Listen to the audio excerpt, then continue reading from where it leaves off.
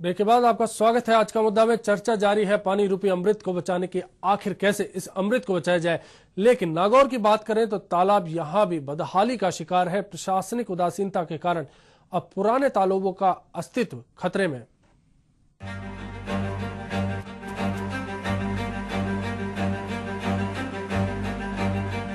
नागौर के ऐतिहासिक तालाब इन दिनों बदहाली का शिकार हैं।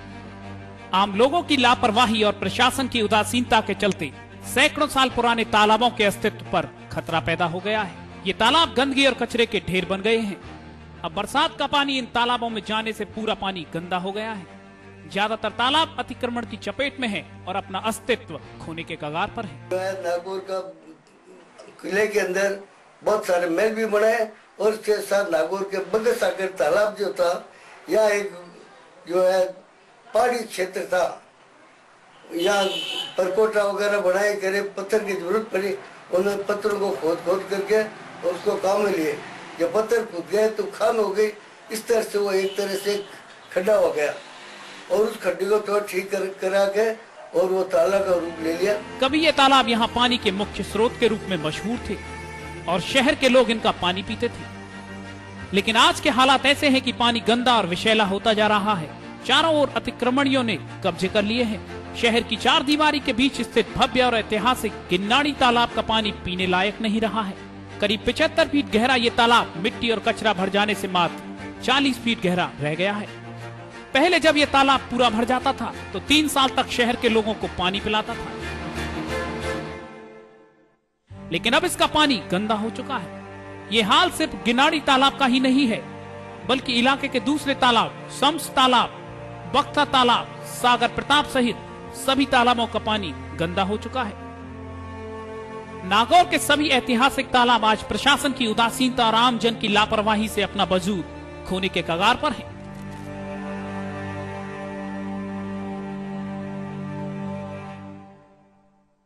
तो गवर्नमेंट ने आज तक ऐसा कोई उपाय नहीं किया है जो ये बारिश का पानी इसको इकट्ठा कर दिया जाए। इस तालाब की हालत प्रशासन की मेहरबानी है और ये तालाब ऐतिहासिक तालाब है। इसके अंदर कोई टाइम के अंदर मतलब पूरा नागौर शहर पानी पिया करता था। आज इसकी ये दुर्दशा हो चुकी है कि इसके अंदर चारों तरफ गंदगी के ढेर लगे हुए हैं। सरकार अगर तालाबों पे संरक्षण का ध्यान देती कई वर्षों से पहले से ही, तो पानी की आवक तगड़ी रहती और पानी पीने के काम में लोगों के आता। सरकार ने ध्यान दिया नहीं, आसपास बस्तियां बसती गई। ऐतिहासिक तालाब है, उनकी दशा सुधारी जाए जिससे नागौर शहर में जो पानी किल्लत है वो मुझे उम्मीद है पूरी खत्म हो जाएगी। यहाँ के लोगों ने इन तालाबों की दशा सुधारने के लिए खूब काम किया, लेकिन इनकी दशा नहीं सुधरी। ऐसे हालात में बार बार बस एक ही सवाल जहन में आता है, कैसे बचेगा अमृत। नागौर से यूनुस कैसावत की रिपोर्ट।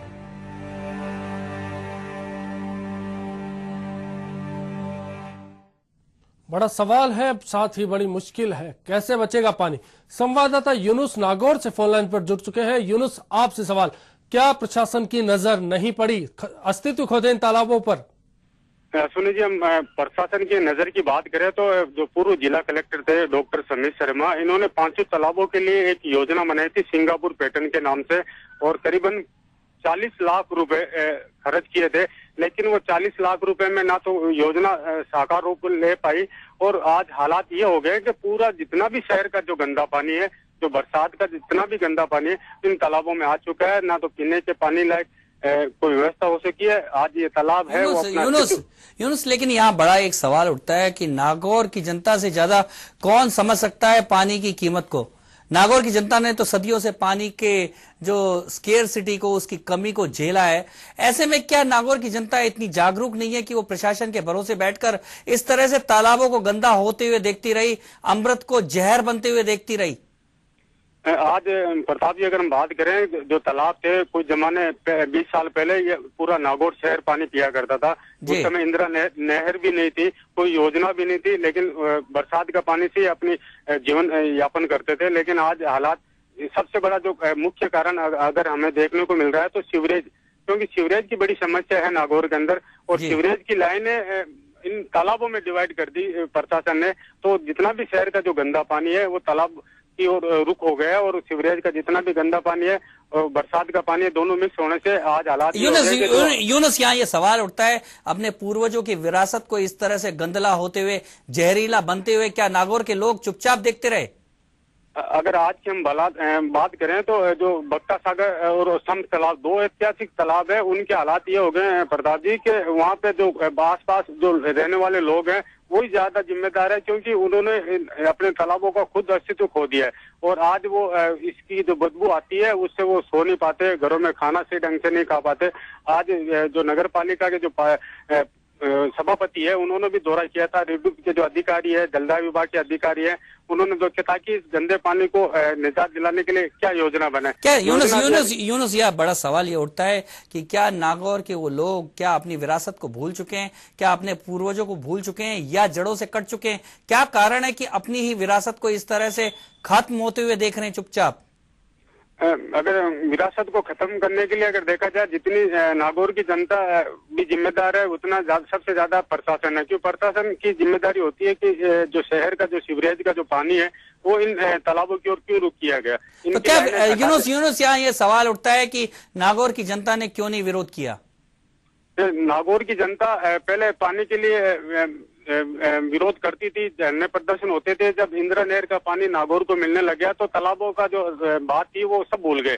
पहले 20 साल पहले 15 साल पहले सभी तालाब से पानी पिया करते थे। यानी कि यूनुस यहाँ यही सवाल उठता है कि लोगों ने अपनी विरासत को भुला दिया, लोगों ने अपनी उस पूर्वजों की उस संपत्ति को भुला दिया जो सदियों से उन्हें पूर्वजों ने सहेज कर दी थी। हाँ, बिल्कुल सही फरमा रहे हैं आप। उस जमाने के अंदर सभी पूर्वज इसी से पानी पीते थे। अब नागौर की जनता को सहारा मिल गया इंदिरा नहर परियोजना से। अब इन तालाबों की ओर कोई ना तो प्रशासन ध्यान दे रहा है, ना यहाँ के जो कुछ जागरूक लोग हैं बार बार मामले को उठाते भी है। अभी हाल के दिनों के अंदर जो समस्त तालाब है, बक्ता सागर तालाब है, इसको लेकर लोग आवाज उठा रहे हैं, लेकिन सबसे बड़ी जो समस्या है वो सीवरेज की है। धन्यवाद यूनुस, धन्यवाद। तो एक दूसरी बात यहाँ आती है अश्विनी कि जब हम अपनी विरासत को भुला देते हैं तो नागौर जैसा हाल हो जाता है, हम ही अपने उस अमृत के उस स्रोत को कुचल देते हैं, जहरीला बना देते हैं। मतलब कहीं ना कहीं ये तस्वीर भी नजर आती है कि अब पानी निकालने के लिए जो भूजल है उसके दोहन के रास्ते साफ हो गए हैं, आसान हो गए हैं कहीं ना कहीं, इसलिए लोग अब परंपरागत जल स्रोत है उनको छोड़ रहे हैं। नहीं, लेकिन अश्विनी इस बात को समझना होगा कि जो भूजल जाएगा कहां से? जब तक वाटर रिजर्वायर वो अगर जहरीला हो जाता है, अमृत जो बरसता है उसको हम जहर बना देते हैं, वो जहर अगर जमीन में जाता है तो भूगर्भ से निकला हुआ जल भी कोई अमृत नहीं होगा, जहर होगा। आज हम देख रहे हैं कि जगह जगह जो फ्लोराइड, क्लोराइड और तमाम तरह के जो रसायनों से युक्त पानी निकलने की जो समस्याएं हैं, पूरे राजस्थान में तो भूगर्भ जल जो सही पीने लायक मिल जाए ये एक बहुत बड़ा एक चैलेंज है। जब ऐसी स्थितियों में हम सतह के जल को भी यदि जहरीला बना रहे हैं तो ये सोचने की बात है। यदि कोई हमें विकल्प मिल गया है तो इसका मतलब कतई ये नहीं है कि हमारी पूर्वजों की विरासत को हम भूल जाएं, उस सदियों की परंपरा को भूल जाएं और हमारे ही जो आकाश से बरसता है अमृत उसको जहरीला बना दें। बिल्कुल, कहीं ना कहीं बात फिर आती है परंपरागत जल स्रोतों की। तो भरतपुर में भी ये जल स्रोत अब अस्तित्व की लड़ाई लड़ रहे हैं।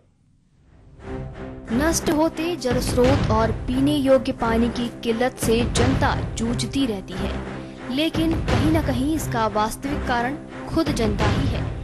जनता की उदासीनता, लापरवाही और स्वार्थों के कारण जनता अपने परंपरागत जल स्रोतों को नष्ट कर देती है।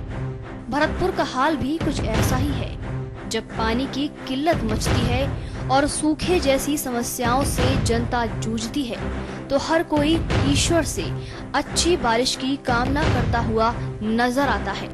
परंतु जब ईश्वर मेहरबान होता है और बारिश के पानी के रूप में अमृत धरती तक पहुंचता है तो हम भूल जाते हैं अपने कर्तव्यों को और यूं ही व्यर्थ बह जाता है बारिश का पानी। वहीं अगर भरतपुर का इतिहास उठाकर देखा जाए तो यहाँ के राजा महाराजाओं ने बारिश के पानी को एकत्रित करने को लेकर तालाब, नहरों और कुओं का निर्माण करवाया, लेकिन ये अनदेखी और अतिक्रमण का शिकार होते गए और अब ये जल स्रोत अपना अस्तित्व खोजते हुए नजर आ रहे हैं। भारतीय संस्कृति में जल को अमृत की संज्ञा दी गई है। आसमान से बारिश के रूप में धरती तक पहुंचने वाला ये जल जब धरती तक पहुंचता है तो न केवल धरती के लिए बल्कि इंसानों के लिए भी अमृत बन जाता है। इसी के चलते राजा महाराजाओं ने बीते समय में इस जल को एकत्रित करने के लिए कुछ जल स्रोतों का निर्माण करवाया था, परंतु अब ये जल स्रोत सिर्फ इतिहास के पन्नों में ही नजर आते हैं। वहीं अब आसमान से बरसने वाला ये अमृत यूं ही व्यर्थ बहता हुआ नजर आ रहा है। कैमरा पर्सन दिनेश चतुर्वेदी के साथ अमृता कटारा, HBC न्यूज। एक और तस्वीर हमारे सामने थी, साफ नजर आता है किस तरह से अब रुसवाई की जा रही है। परंपरागत जल स्रोतों को लेकर जो पूर्वजों के जो साधन थे, अब कहीं ना कहीं आज की पीढ़ी उनको भुला रही है। प्रताप जी, भरतपुर की भी तस्वीर हमने देखी। बात आती है फिर से परंपरागत जल स्रोतों की। आजकल लोग इनका उपयोग भूल चुके हैं, इनकी अहमियत भूल चुके हैं। भरतपुर में अमृता कटारा तो पूरी बात नहीं बता पाई, लेकिन सुजानगंग नहर थी वहां, और सुजानगंग नहर से पूरे इलाके को सिंचाई भी होती थी और पानी भी मिलता था, यहाँ तक कि घना तक पानी जाता था। पूरा भरतपुर के चारों ओर एक ऐसी नहर थी जिसमें बिल्कुल स्वच्छ पानी भरा रहता था। लोहागढ़ कहलाता था वो। लोहागढ़ जो मिट्टी का गढ़ था, लेकिन लोहागढ़ कहलाता था। चारों ओर नहर थी और नहर के जरिए पानी आता था, यमुना का पानी आता था। भरतपुर कभी भी पानी की स्केर्सिटी से कभी पीड़ित नहीं हुआ, कभी संकट नहीं आया। लेकिन पिछले दशकों में भरतपुर में पेयजल का लगातार संकट रहा है। शहर के वासियों को लगातार पानी की कमी से जूझना पड़ा है। कई बार तो ऐसी स्थिति आई है गर्मियों में कि 4-4 दिन तक पानी नहीं आया। उसके बावजूद भरतपुर के लोगों ने, भरतपुर के प्रशासन ने, भरतपुर के जनप्रतिनिधियों ने कभी ये नहीं सोचा कि उनके जो पुराने जल स्रोत हैं, जो राजा महाराजाओं ने बनाए, उन्हें दोबारा रिवाइव कर दिया जाए। उन्हें गंदे नालों में जो बदल दिया गया है, उन्हें वापस साफ करके उन्हें अमृत की धारा का बना दिया जाए। नहीं सोचा। आज भरतपुर आज भी निश्चित तौर पे इस समय नहर का पानी आ गया है, पानी की उपलब्धता है, लेकिन वापस यदि पानी 1 साल नहीं बरसे, पानी की कमी हो जाए तो फिर जूझना पड़ेगा। हर जगह एक ही बात आ रही है अश्विनी, क्योंकि हम लोग जागरूक नहीं है। हम अपनी विरासत को सहेज के नहीं रख पा रहे हैं। प्रशासन तो निश्चित तौर पे लापरवाह, बेईमान और भ्रष्ट है, लेकिन आम आदमी भी जागरूक नहीं है और विरासत को लेकर सचेत नहीं है। बिल्कुल प्रताप जी, बात आती है जिम्मेदारियों की। आखिर कब तक इस तरह से लापरवाह रुख बना रहेगा? चर्चा को जारी रखेंगे। वक्त हो चला है एक और ब्रेक का। जय लौटेंगे।